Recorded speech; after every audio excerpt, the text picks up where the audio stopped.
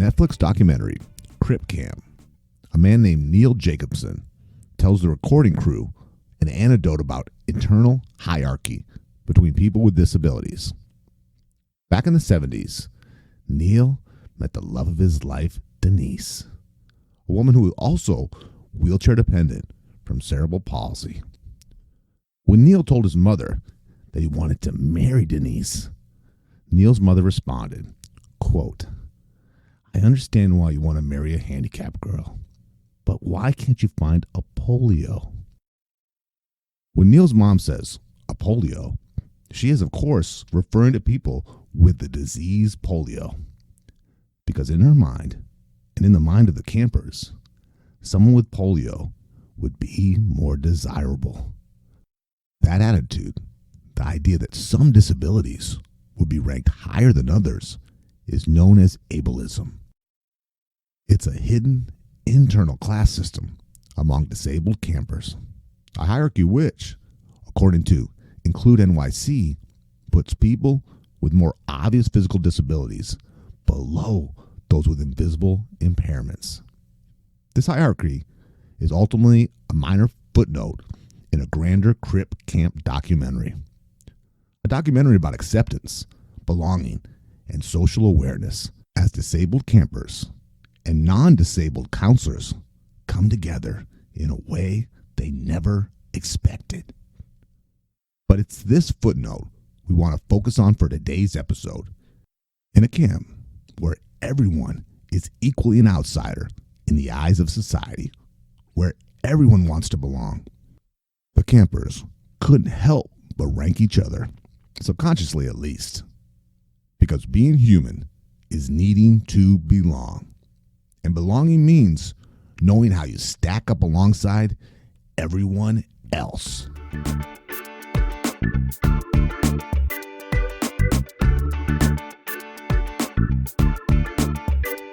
You're listening to The Re-Engineered You. This is a podcast about self-empowerment and all the myths, lies, and misconceptions we tell ourselves. Then we use science and history to bust those myths and re-engineer a better you.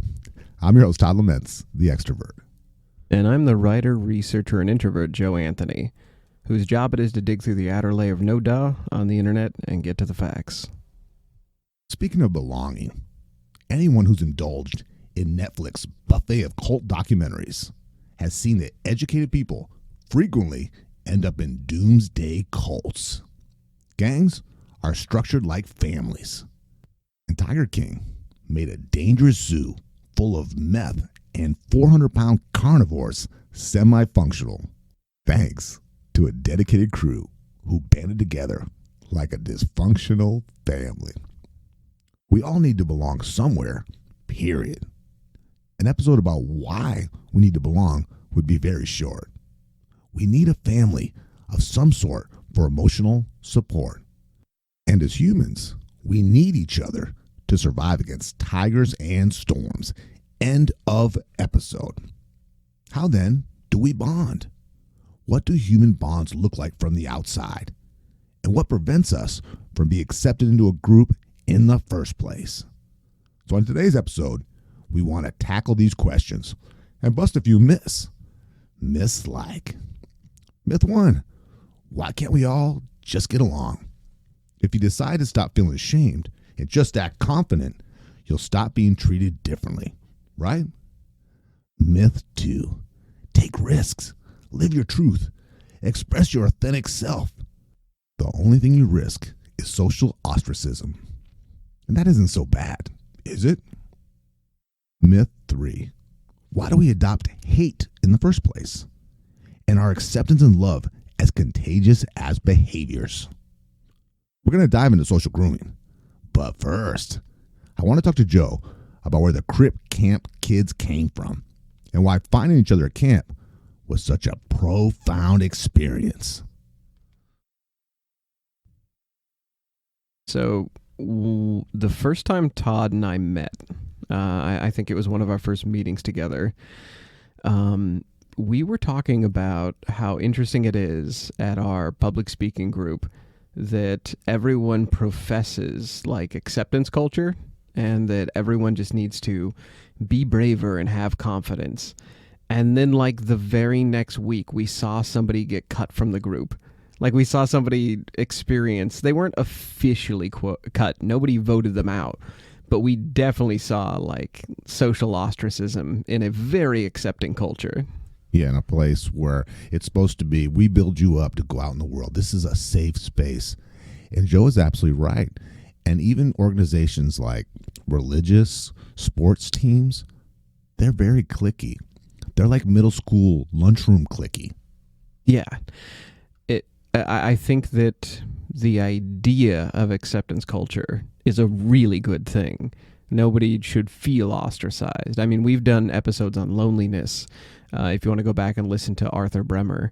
So we know that not belonging is horribly detrimental to your health. And yet we risk so much by, and we do see people being made into a pariah, ostracized online.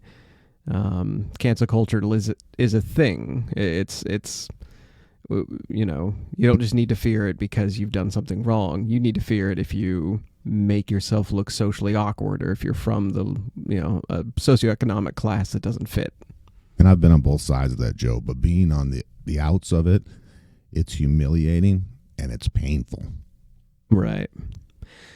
So we're talking about the Crip Camp documentary, and Todd recommended this to me. And I think the reason why we're talking about today is the whole documentary is wonderful. And there's a very poignant moment where in this camp where everyone is supposed to feel, like they finally belong, they still start ranking each other. And Todd pointed that out to me. So could you tell us a little bit about that?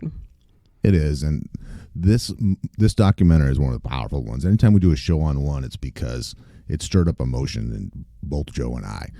If you needed a good cry, Crip Camp is for you. But let me go back. Kids with this is in the late 60s, early 70s. Now, kids in those days with any kind of disability were total outcasts. Most of them weren't allowed to go to public schools. And some of them, if they were pretty much kept in their, I guess you'd say, kind of like dogs, cats at a kennel. They were just kept in the below. A lot of times they were kept in the basement of the school. Literally a basement. They show pictures. And they were just allowed, and even worse, they were sent out to institutions. And Joe's seen some of these in the research. These are more like prison camps. They are horrible. They're 50 kids with severe disabilities and one caregiver for all of them. Sometimes the kids don't even get fed. They're rolling around in their own feces. It's disgusting. It's sad. That to me was the saddest and most heart-wrenching part of the documentary. I know that it was all very emotionally charged, but the videos of the facilities they were using to warehouse the Geraldo disabled Rivera individuals. One. And you could see the ribs on the kids and screaming. And yeah. So these kids back home who had no extracurricular activities, they had no friends, they had no community. They were outcast at school, but also in their own families. But everything changed when they went away to their first disability camp. And when they got off the bus, Joe, they were with their people. They weren't outcasts anymore. They immediately fit in. I loved that scene of them getting off the bus, and when they're talking about how this had never been done before. If anyone has skipped this documentary on Netflix because it just looks like a documentary about a disabled camp, this is the first time they had been brought together and had experienced each other's company and started trading notes on how much the world wasn't prepared for them. No wheelchair ramps, no anything. So these kids just came out of their skin. They got so comfortable in their own skin. A lot of it was being away from their parents. They're overbearing, trying to be protective parents can sometimes stifle their own children, especially when they have a disability. Right. Yeah. Trying to keep them from hurting themselves, going out doing something. The funny thing about this camp was all it really did was let the kids be kids. They were holding hands. They were playing music. They were singing. They ate together like a family. They also dated, kissed, messed around like healthy teenagers would. Some of the camp counselors even taught them how to smoke. How cool is that? That's a cool camp counselor. At the start of it, they're getting off the bus and they're all awkward. And then by the 5 minutes into it, you see kids smoking and acting cool. Now, Joe, tell me this. If you were setting up a camp for kids with disabilities, what kind of counselors would you go out and get? You'd probably get healthcare professionals, psychologists. Nurses, physicians. Not this camp. They got counselors who had no experience with healthcare or special needs children. Right.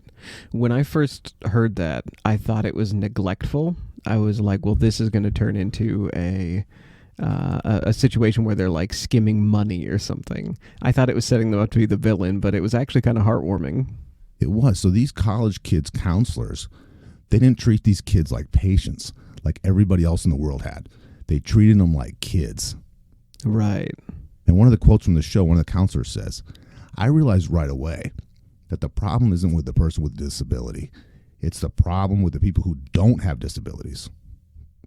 And one of the things that really touched me about this, one boy said that when he was back home, and he was actually one of the kids that was fortunate enough to be in public schools, he was so incredibly ashamed that he had a colostomy bag. But what he said that really spoke to me, Joe, was as embarrassing as he was at that, and let's face it, being a teenager is hard without having a colostomy bag, being in a wheelchair, being different from everybody else. He said he was more afraid of being found out about the bag than he was of having it. But when he got to the camp, guess what, Joe? He said, everybody here has something weird going on with their body. I can just be proud of it. I can just be myself.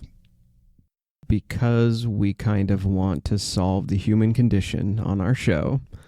We've been at it for over a year. We're not quite there. No, almost. I mean, if we have the untrained ego enough to think we can solve the human condition, we're almost there. We'll be training psychologists soon. We always start or end the show by saying we're not experts in anything, but we've got opinions on everything. This part of the show, we are going to talk about shame and guilt. Now, as somebody who comes from an Irish Catholic family, I think I might actually be an expert in this. Yeah, Catholics do know about guilt. Little bit. I am kidding, of course. Unless somebody from the Catholic Church is listening, then I'm not. Maybe. Todd, do you ever feel guilt or shame about something that you are like naturally as a part of you?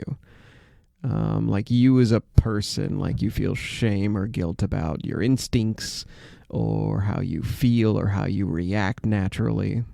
I do. I have a lot of shame and guilt about my temper sometimes and how immaturely I handle things.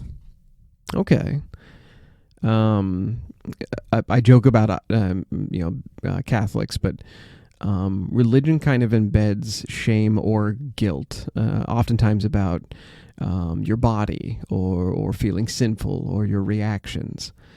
Currently, our more sort of modern social eye, what Twitter has trained us to be more aware of, is feeling shame or guilt about whether or not we are in the social right. I've heard people virtue or virtue signaling is how I've heard it termed. That's also a very charged term right now. That if you Todd's giving me the look of I'm trying to figure that one out that you just said. I'm scratching my head. Explain that to me, please. Okay. From what I understand, virtue signaling is, if you go out and donate money to the homeless, you're just being virtuous. You're being a responsible citizen. If you tell people how much you donate to the homeless regularly, you are signaling that you have virtue. I get that. So there's more talking about. You do something once and you say, I've been doing this you make it sound like you've been doing it for years. I volunteered at this food bank. Right. Really did it in 1996 once. And the more subtle social version of this for, like, say, Twitter or Facebook, is to even be more subtle than that. It's to say, I need to, telling everybody, hey, I recognize my privilege that I'm able to do this. Okay, there was a tweet a couple months ago, and it was a woman who had said that she recognizes her privilege to be able to wake up and wash herself and use soap in the morning. That came off as vaguely racist, but what she meant was she recognizes it's a privilege to have the utilities. But people kind of called her out on virtue signaling. So the reason this is relevant, we are trying to apply the need to belong. So, like, we have this sort of primitive need where it's baked into us to want to get along with the tribe. Because if you feel shame or guilt, it is a calibration. It is a social calibration. Your brain is built to feel guilty or shameful when you do something that is beyond the norm, so that you recalibrate and look like the rest of the tribe, so that you behave like the people around you, so that you don't go hunting alone and get hungry. Yeah, so you don't get kicked out either. Exactly. The problem with that is our brain is built to be in a small tribe of like a dozen people, about under 150, using Dunbar's number. Your brain is built to be in a small tribe, and we are getting on Twitter with thousands and thousands of people, and we're getting a lot of different messages. So the pretty consistent message across the board that we can all sort of get behind and adopt is acceptance. The one that seems to be universal that everyone can agree on, because not everyone can agree on whether you should shoot lions or if it's okay to tip. I mean, like, percentages of what you tip will raise arguments wherever you are. Everything can be argued about online except acceptance, or people who don't like acceptance culture. I'm thinking, Joe, of that kindergarten kid, his first day of school, and he's in culture shock because he's a big deal. He is the head of the tribe at home, but now he's at school in a whole new... I think you're right on, and it's up to the other kids to make him feel guilty or ashamed. Shame that kid.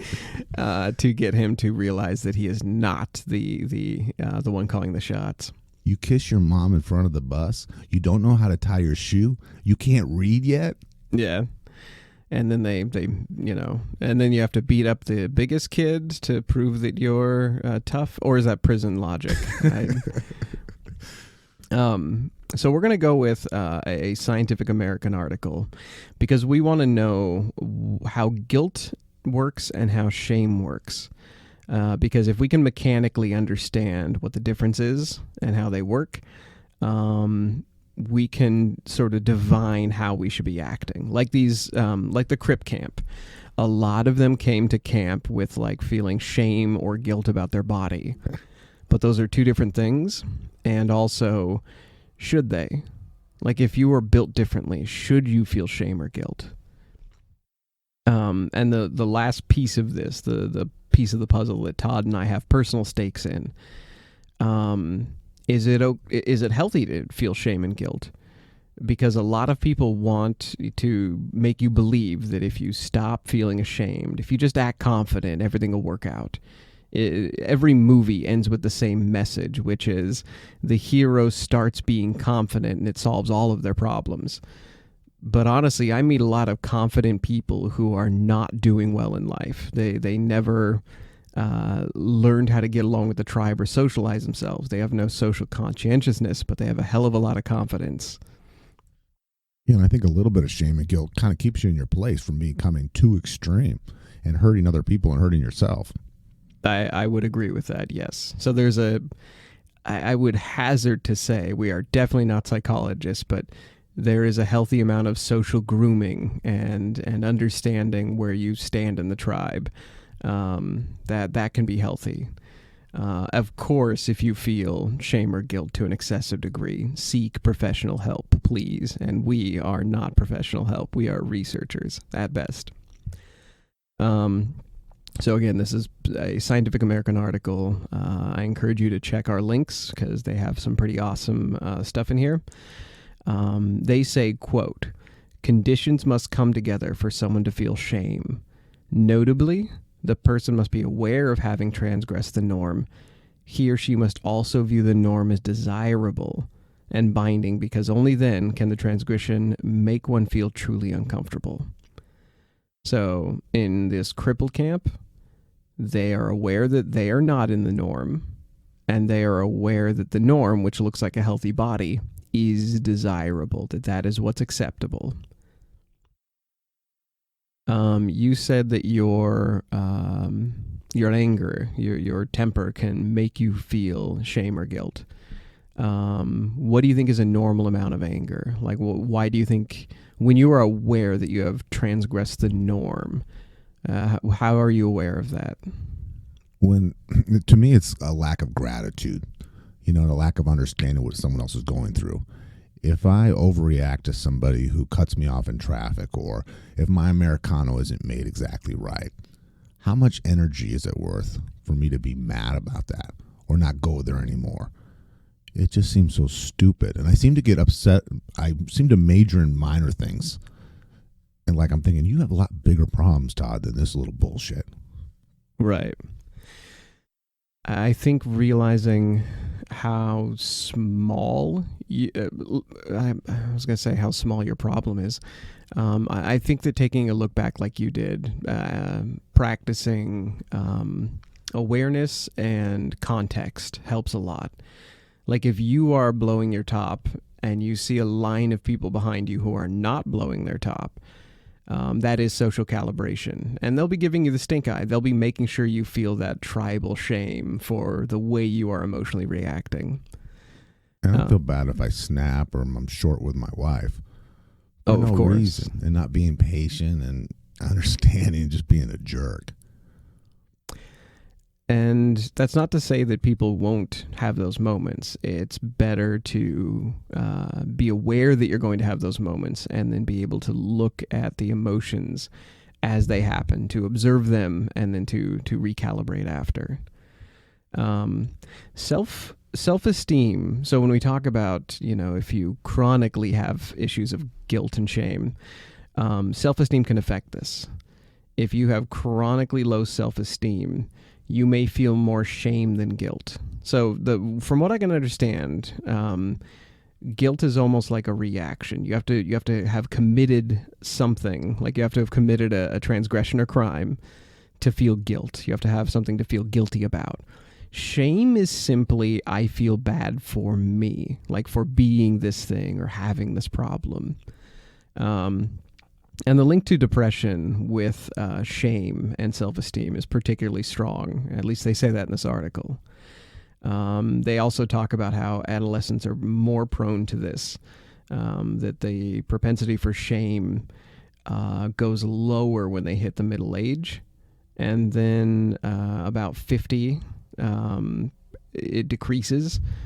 And then later in life, it goes back up again, but possibly because people are getting older and their body is sort of not holding up.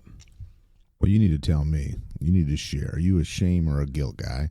And what is your thing that you feel those two things about? Guilt. I think that I feel guiltiest when I say something flippant or joking and I realize that it could have hurt somebody, or if I feel like I have been too harsh. I don't, very rarely do I actually say something that hurts anyone. I do have to make that clear. If I sound like I am like going around intellectually beating people down, that is not the case. I actually have a pretty chronic anxiety disorder that makes it to where I believe I have alienated myself. And then I go back and people are like, what are you talking about? You're fine. You're apologizing and they're like, what? Exactly. That happens all the time. Joe is the most patient man I've ever met. And even if he sees something that is a glaring weakness on somebody, he lets it come to him in their own time. Right. I'll do what we do in the show. I give them data and then let them sort of work their way through it. But in your head, it's not good. It's bad. Right, exactly. Yeah, anything that I've done that transgresses the norm, anything that I do to stick out in my head, I too, in my brain, in my anxious brain, I'm the nail sticking out on a table. And everybody else is like, no, we barely notice. We we barely registered your presence aside from what you did. Is your pain button that these people aren't going to like me anymore? I don't even think it's about liking. I think my pain button is that I won't emotionally be recognized. I think that is more of it, is not having that emotional validation of having the tribe recognize you or need you. And so I'm when they talk about in this article guilt and shame being basically a function of preventing your own ostracism tribally, that's basically what my brain is convincing me I'm doing. We had a great article. It was early in our show. We did a self-esteem article, and we found out that self-esteem peaks around 50 or 60. And this Scientific American article, they talk about how as we enter older age, we worry more about our declining body, but we also give less shits about norms that we have transgressed. They say, I'm going to quote this so I don't, me being flippant and using curse words is my interpretation. They say in this article, quote, "By middle age, in contrast, our character is more or less set and norms have less impact. But as we enter old age and worry about declines in our body and our appearance, we start feeling self-conscious again." So I think this article about shame and guilt really does line up with our age article. You don't have to have cerebral palsy or a disability to feel shame or guilt. Everyone comes prepackaged feeling shame or guilt, and it's a function that keeps you from straying too far from the norm. Your pendulum starts swinging. Shame or guilt, unless you're a sociopath, will bring you right back, and then you'll fit in with the norm again. And that research about self-esteem peaking at 65, Joe and I think about it at least every week when we're having some tough times. It helps us to know that good times are ahead. Yes. I want to quote really quick their summary of this, basically something I took away from Time. They say something very similar in this article. They say shame can be painful and debilitating, affecting one's core sense of self, and may invoke a self-defeating cycle of negative effect. So they're basically saying shame shames you for being you. And they say in comparison, feelings of guilt, though painful, are less disabling and motivate you to change in a positive direction or make reparations. So it's exactly what we're saying. If you feel guilt, you did something to feel guilt. Do you remember in the episode we covered where we talked about Robin Dunbar, the primate researcher, and how she talked about how, like, gossip might be social grooming? It is, and it helps you fit in. And everybody does it. And most gossip isn't even negative. Right. It's if, we talk about sewing circles or knitting circles doing the most gossiping, women sitting around enjoying them time or book clubs. Any group of humans in excess of one person will gossip. Men have book clubs too, you sexist bastard. That's true. And knitting circles. Oh, that's true too. That was sexist that I didn't include that. I have a sewing machine at home. Don't make fun. So I ran into another study that I kind of wanted to entertain a little bit. They started looking into sort of research, and at first we kind of leaned on primatologists for talking about how social grooming works, what it might mean to us. Then I found a article by NPR, and it's about how the brain is wired for gossip. In fact, that's the title of the article. They looked at how volunteers' brains responded to different kinds of information. So they would like block off the left or right eye so that one eye was seeing different images. One would see a face and one would like see a house. And they found out that the sides of their brain, the eyes that were seeing the information, would receive it differently if it was a person, and it would receive it differently if they had heard something bad about that person. So, like, your eyes will literally see people differently if you've heard negative gossip about them. So our brains are wired. Like when a cat looks at a bird outside and its pupils like get big, like it's taking in more information. Just imagine our brain doing that with our eye when we see somebody like, hey, Joe is an asshole. Do not get on his bad side. Well, I think it's probably to protect us so we can put our guard up. It absolutely is. And this is a little bit of speculation, but in this article, they say that gossip is... We think of gossip as a character flaw. In the last episode where we talked about gossip, we mentioned that it's social grooming. It's not necessarily negative. It just means we're doing it to know where we're supposed to be in a group. This article talks about, yes, that is true, and you're right, it helps us in a social setting. It's less of a character flaw, and as they put it in this, it's almost a biological event. It exists for evolutionary reasons. But you get your role and your value in the group by knowing information, by sharing information. Yeah, if I go up to you and like we're in like an ancient tribe, like there's a dozen of us surviving outside the cave, and I go up and I sit down and we're both peeling bark, and I'm like, hey, by the way, I'm thinking about challenging Ugg to a wrestling match for dominance of the tribe. And I'm 98 pounds, and I'm about to challenge a 300-pound caveman for, the big stick. You're going to gossip. You're going to hopefully tell me you're going to die, and you shouldn't do that. So that is the very obvious version of gossip, but it calibrates us. It lets us know what our chances are. It gives us a percentage so that we don't have to rely on our own judgment all the time. And instead of one person gossiping at us and warning us of things, on Twitter we now have thousands. So... Well, is it nice to know that the people that are in your friend circle or in your work circle have weaknesses too? Does it make you feel a little bit better to know that their life is not so perfect? Yes, it does. I think it puts things into context nicely. And every study we've gone through, anytime you can put socialization into context, you become healthier for it. When we talked about our breakups episode, when you put a breakup in context and realize why it happened, whenever you have to win a fight, whenever you have to lose a fight, whenever anything negative happens to you socially, putting it in context, getting granular with what happened and the emotions you feel, it makes you a healthier person.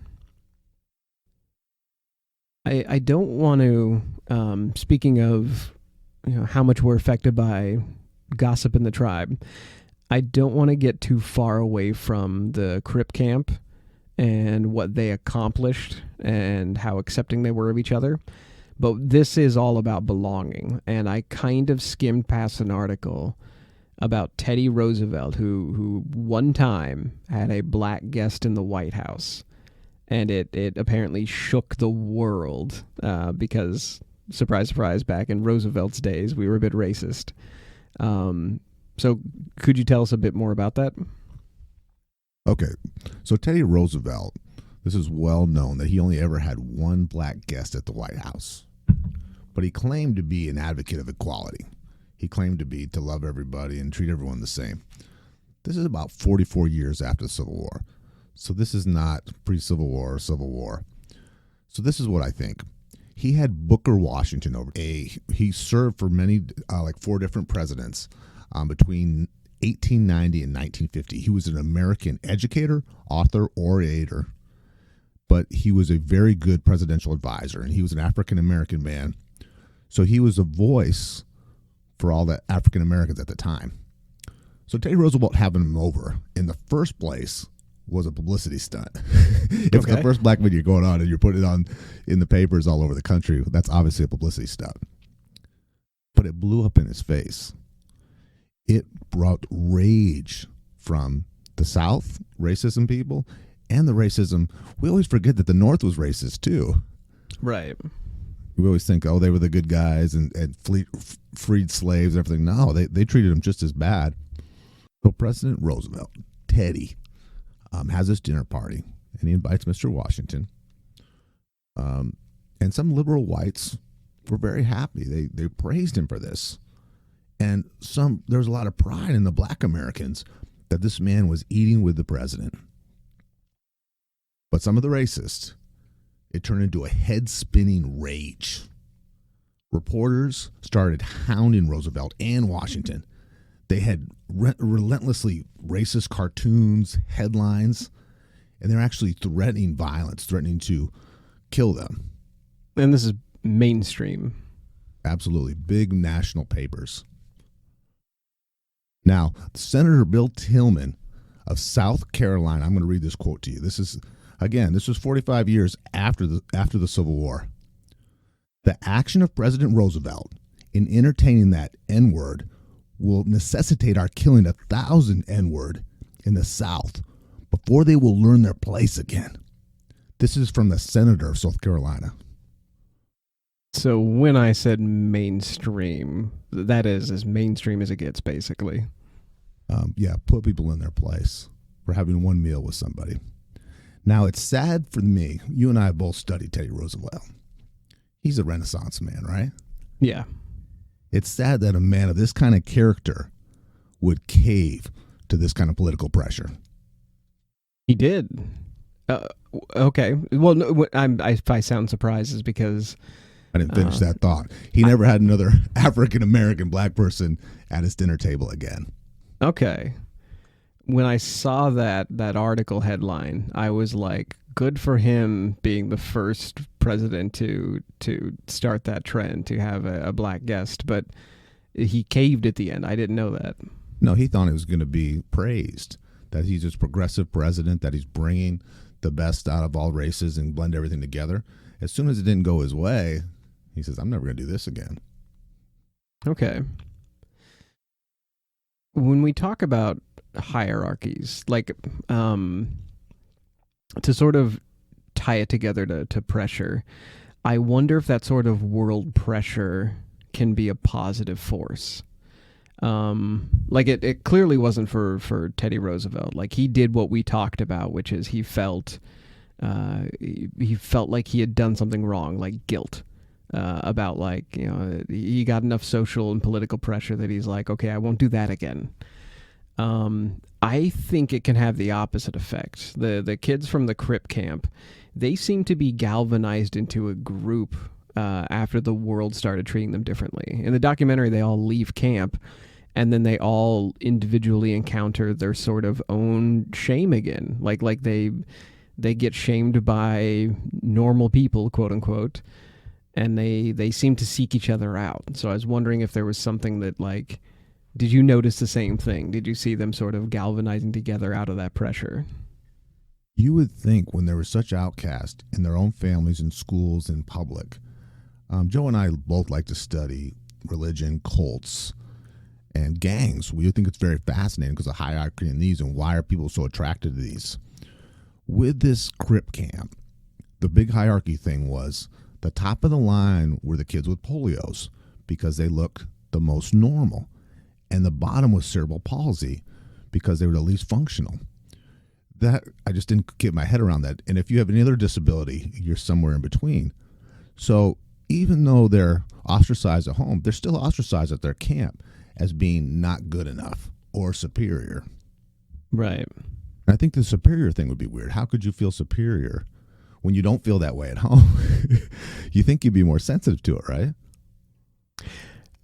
Do you think that no matter, like if we were all exactly the same, like we were literally stamped out of a mold, human beings, like you and I were both 5'5", 180 pounds, we were all like, even our IQ was the same, do you think we'd still find things to rank each other on? I think we would. Our humor or our intellect. Micro differences. We would. Now, I'm not going to say that this hierarchy was all bad because the kids who could do more stuff, had less of a disability, they were amazingly good caregivers for the kids with more serious disabilities. They would take them, change diapers, feed them, change their clothes. They became parents because they were used to what their parents did caring for them. Okay. And at this camp, with these kids, there were a couple of young leaders. And what they wanted was they wanted change. And this was long overdue. At this time, people with handicaps could not get in public buildings. There weren't ramps. There weren't restrooms. Blind people had no way to communicate or to get around. There weren't any hearing impaired services. So people who were deaf could not communicate in their own community. Now, it's very common for a group of handicapped people, let's say they want to go get ice cream. They'll go to a restaurant, go to Denny's and get something to eat. It's very, very common, 9 times out of 10, that the manager would come up to them and ask them to leave because they're making the other customers uncomfortable. That, when I saw that part in the documentary, was wild. There's another part that stuck out to me where a man in a wheelchair is looking for a way to get on a sidewalk, and he is just in the street in traffic, circling the block, looking for a way up. It's like if you're playing the game The Sims, and like you just remove the doors and the ramps into the pool and things. Like it's. I didn't think about it. There's no way up for him. Yeah, and all these blue collar, white collar people are just walking by like it's invisible, like it's not happening. Right. So I kind of want to ask the big, when we started this episode by saying that we want to solve the human condition, I want to ask the big question. What makes us willing to hate somebody else? What makes that behavior seem okay to sort of put stink on somebody else, to decide that you're better than someone else? Because we seem to separate ourselves from the process of hate, and so we treat it like it's something only monsters can do, when in reality we have it baked into us to do this, to ostracize each other. So do you want to sort of go through that process from behavior to hate? Yeah, the hate one's a tough one. That's a good subject. I like to believe that I'm immune to it, but after reading this, I have realized there are groups, that there are parts of myself where I can remember hating somebody or hating a group, and it's like, oh yeah, no, it's built into our brains to hate, and we have to. I know that everyone believes that their default is peaceful and loving, but our default really is to sort of pick sides. Well, if I have a conflict with, let's say with you, Joe, and I'm mad at you for sometimes something I even did, what I'll do is I'll build a thing of bricks about things that you've wronged me on. And I'll keep adding to it till I feel like it's safe to push you away instead of forgiving you. And it's easier for me. Right. Yeah. And we justify it by saying we're saving ourselves the mental anguish. We don't need to deal with it. We would rather separate ourselves. That's really seems to be from this research where hate gets the most traction, isn't by actively deciding to hate somebody or hate a group. It's to separate. It's to be like, I'm going to mark you down as something I don't need to worry about anymore. And I think that's why awareness becomes such a force. Like when this Crip Camp documentary, when they're talking about, they don't want immediate change, they want awareness. It's like, oh yeah, no, if you break down those bricks you're talking about, if you don't have to think about somebody and then suddenly they're on your mind again, well, then you have to make a decision. Well, what I like what you said, Joe, is in our own minds, we're this John Lennon who forgives everybody. Right, exactly. This Jesus-like thing when everybody does that. And I've got lists of people who I don't talk to because I'm just like, yeah, it's going to be a waste of time. So, we did an episode in Teams and Google's Teams where we looked at how social groups look like chemical bonds from the outside. So this is going to be a huge part of how we understand this. If you look at a social group from the outside, okay, so Todd, we're gonna take you for example. you are into what's something you're really into? Toastmasters. You're into public speaking. You are the public speaking friend of your groups of friends. You know about public speaking. You know about how to assemble a speech and deliver. You know about voice and structure. When there's a presentation at work, I'm the first one that raises my hand and say, I got this. Right. And then you also have your Toastmaster friends. You have your groups of friends who are Toastmasters who know about public speaking. But you also have your sales group at work. So if anyone in Toastmasters needs to sell something, like they're like, I've got to apply to the sales job. You know, how do I even start that process? You've got their back. You can tell them what kind of questions sales managers asked. It's not the same as a manufacturing job or an engineer job. Very different. Right. So our Toastmasters group is a cluster. The sales group at work is a cluster. You're the bond between them. So if you think of it like that, groups of people, the way they connect to each other, look like chemical bonds. Not everyone is a connector or node. Not everyone offers themselves up to multiple groups to be a source to them. And you really do. You like people who are those bonds. They have to be a network or a tie. But you're in a writers group. And what are you a bond to? Public speaking. I'm in a bond between writing and public speaking. In fact, the two play together quite a lot. I advise both. And I also have groups of people that I go to for that I've met through both groups that link into like politics or that link into like local law, things like that. I'm guessing that it raises your status in all three of your groups. Absolutely. In our teams episode, we talked about how the more groups you are a node to, the better informed you are. The better your overall worldview, and the more you become an information broker. The more resources you have, period. Exactly. More resources, more information. If you are a node of nodes, so if all of my friends are like Todd, where every one of my friends also has their own groups, they are a link in these bond chains. That makes me even better informed because I only talk to people who are having good information or clusters of information filtered to them. There's also a little bit of a problem with this.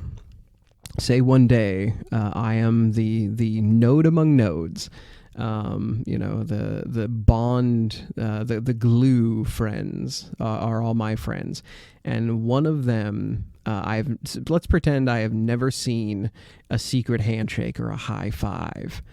Do you know that the high five was invented very recently? No, I didn't know that. Share that with me, the history of the high five. It's been around forever, right? So this is the LA Dodgers. The two most likely candidates, I'm looking this up, by the way, I don't have this in memory, Dusty Baker and Glenn Burke. They did it in 1977, and then another Louisville team picked it up in 78. So before that, we were just doing, I don't know, butt slaps. So handshakes. Yeah, handshakes. Good game, friend. So I am a node of nodes, and one day Todd comes up to me. Instead of shaking my hand like a gentleman, he gives me a high five, and I'm like, what is this? This is amazing. And I start doing it with other people. That starts basically a behavior spread, and the more people who see it among my groups, among my clusters, the more they are exposed to it, the more likely they are to pick it up and do it. This means, generally speaking, and this is sort of held up. We've got a Scientific American article. It's Anthropology and Practice, the Science of Social Pressure. This means that if your cluster or network picks up a behavior, like I go back and high five my group of writers, and they're all like, this is magic. Our hand just made a clapping sound. Where'd you learn this? And I tell them, Todd told me, like my another friend of mine from another cluster showed me this. They start doing it. That means our behavior did not spread because it's the best thing to do or because high fives are good for your health. It literally just spread virally. Like, I took your behavior, I adopted it because I thought it was neato and fun and novel and it would impress my friends. And then they pick it up and go with it. We're using high fives as an example because I don't want to depress everybody. You just raised yourself in our cluster. That's the most sports I've heard Joe talk about in the 3 years that we've been doing this. And it's all high five based. We had an obesity episode. We talked about how obesity was considered contagious among friend groups. If one person became obese, the likelihood of a friend becoming obese was 171%. Not that it was 171% more likely. It's 71% more likely. When smokers quit, their friends are 36% more likely to also quit. When your friend groups, or especially nodes in your cluster, take up hating somebody, like a group, you are more likely to adopt that. So it's positive and negative. It doesn't matter what it is. If somebody who shares your social group and they are known as being a node of information, a lot of good things pass through them, you are so much more likely to pick up their behavior. It shocked me reading this. But someone can get these clusters of mean girls, mean boys, bullying groups. Right. And if you don't think you'll pick things up, people do it purely to keep their social bond intact. You oftentimes won't pick up a behavior because it actually appeals to you that much. I'm not high-fiving people because I love a high five. Like, there's no feeling like a crisp high five in the morning. People pick up behaviors because it means that, like shame and guilt, they are calibrating themselves to the tribe. They are signaling to the other, 5 people around them, hey, I'm a good group hunter. If you point in a direction, I will tackle a saber-toothed tiger with you. If you high-five me, I'll high-five you back. If you tell me that we all sit and eat jelly glazed donuts at 12 p.m., I do it with you. So my friend Jesse, he's a big volunteer service guy, and he volunteers at a food bank. He told me to keep his position. He hates doing it, but he doesn't want to lose his social status. And this is in my words. He keeps taking more responsibilities, more time out of his week that he doesn't have because he doesn't want to lose his status in that group. Right.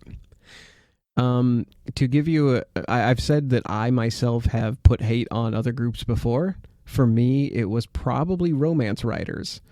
In my own writing group, I was writing literary fiction in short snippets, scripts, basically. And everybody looked down on romance writers because they were doing it for a buck. They were churning out material really quick. It was schlock. It was garbage. It was potato chips of literature. And then I met so snooty. So snooty. But my social group, the smartest. I mean, like, when I say smart, I mean, like, some of the people in this group are just like raw genius walking around. And I bought into it, and then I met some romance writers who were also very intelligent, and I tried to do what they did, realized I couldn't, like I wasn't skilled enough to. Not just I didn't have the temperament to be smutty, it was I lacked the skill. It's not your lane. Not my lane. So there's a writer for Cracked. If you want to tell yourself that Teddy Roosevelt, that I would never do what Teddy Roosevelt did, which is cave to social pressure, you would have a second or third black guest in the White House. I'm going to reference a non-scientific source. There's a writer, Jason Pargin.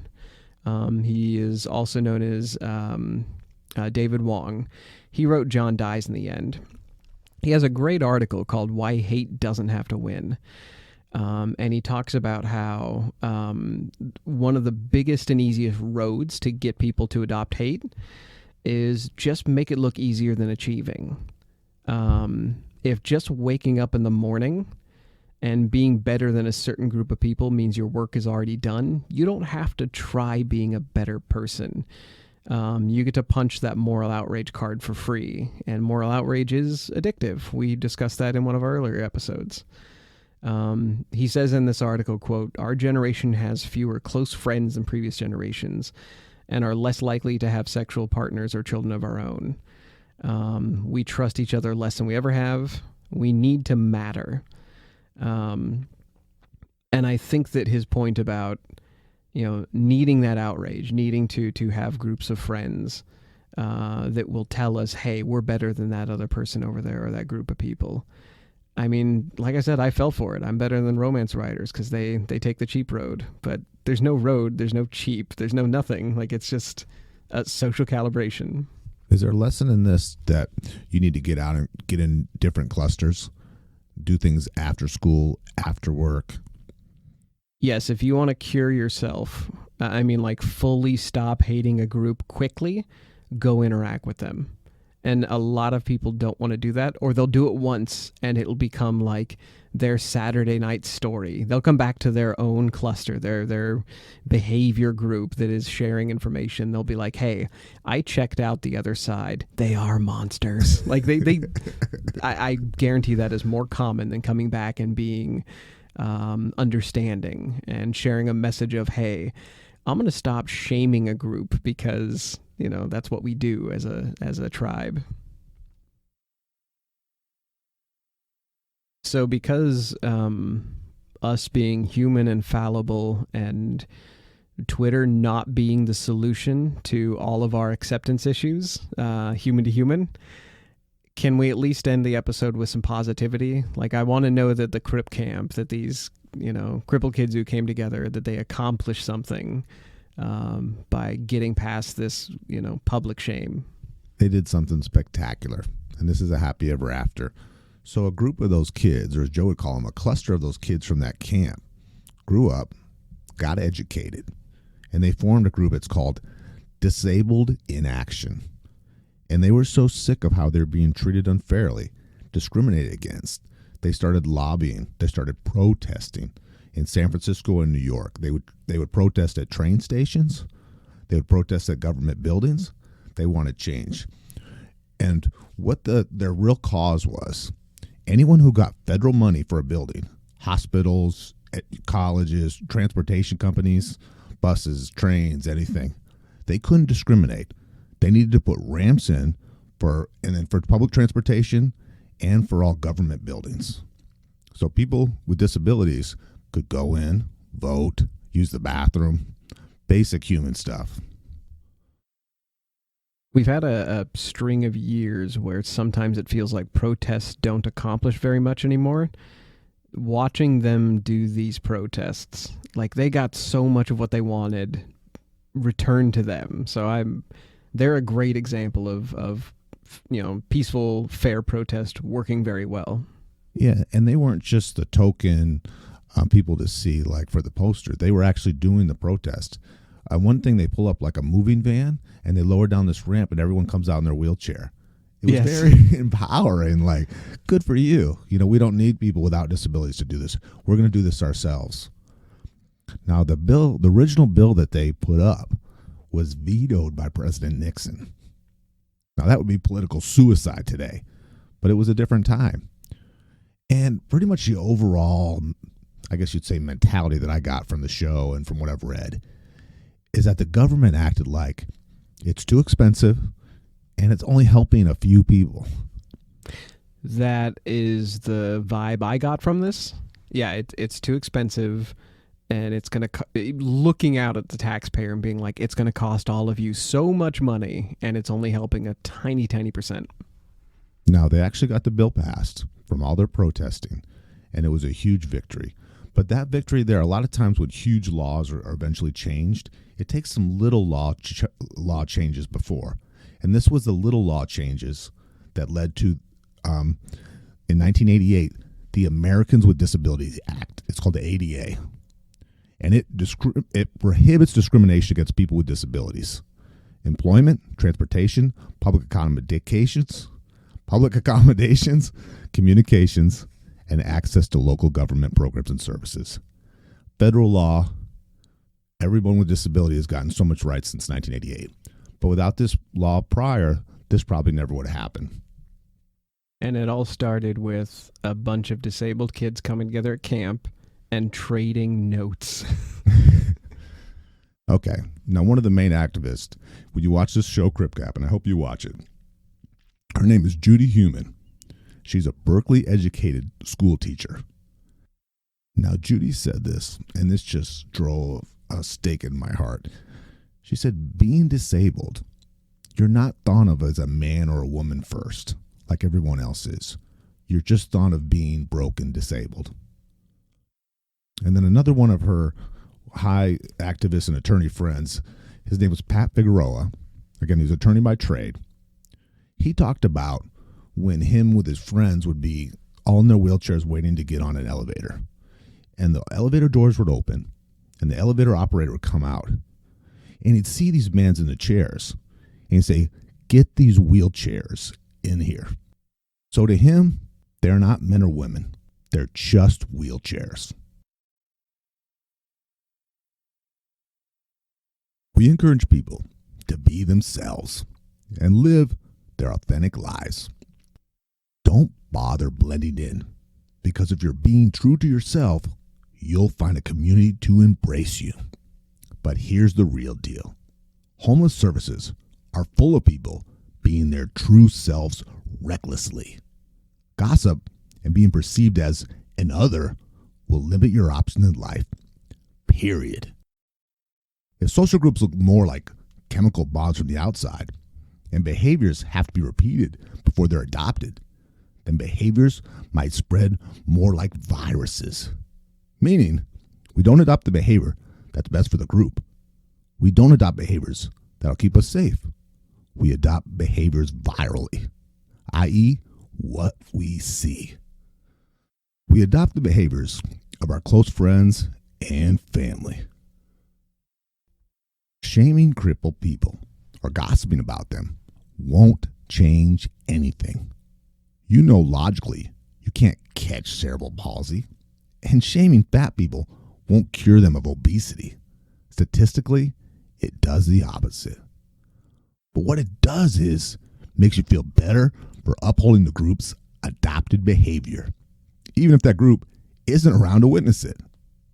If our best friend Karen laughs every time we share a fat joke, and the rest of our Sunday brunch friends do too, we're more likely to continue the behavior, to snicker at people who are different than us, even if no one is around to hear it. Besides, we could text Karen about it later, and she'll share it with the group. She always does that.